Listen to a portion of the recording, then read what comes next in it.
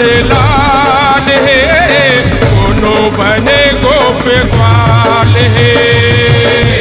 शिव गौरी के लाल है रंग मारगे दोनों गाल है शिव गौरी के लाल है रंग मारगे दोनों गाल है।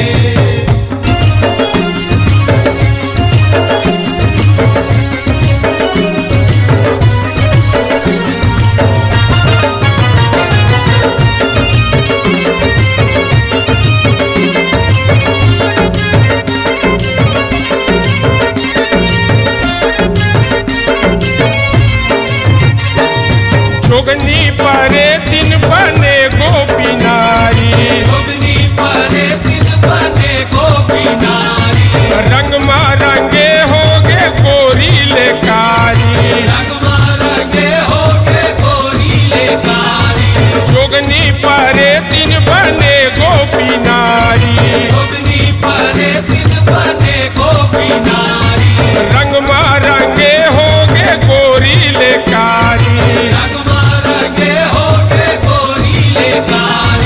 गोरी लेकारी गा गोरी लेकारी गोरी लेकारी गा गोरी लेकारी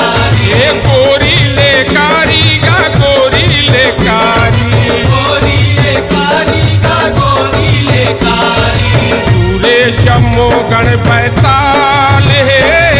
नाचत दे दे के ताल है शिव गौरी के लाल है रंग मारगे दोनों गाल है शिव गौरी के लाल है रंग मारगे दोनों गाल है।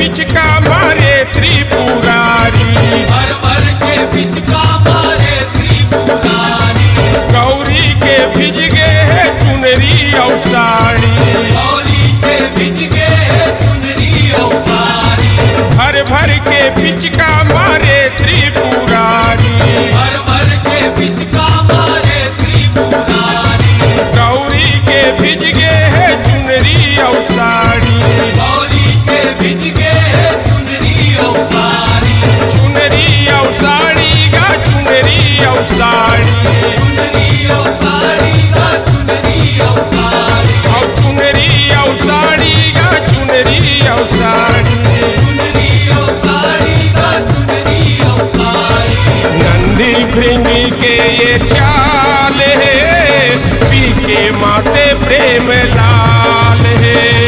खेले शिव गौरी के लाल है, रंग मारंगे दोनों गाल है,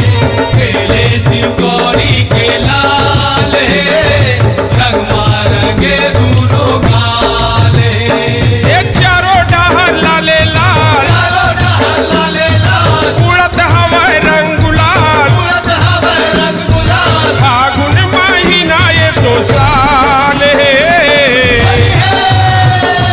खेले शिव गौरी के लाल है,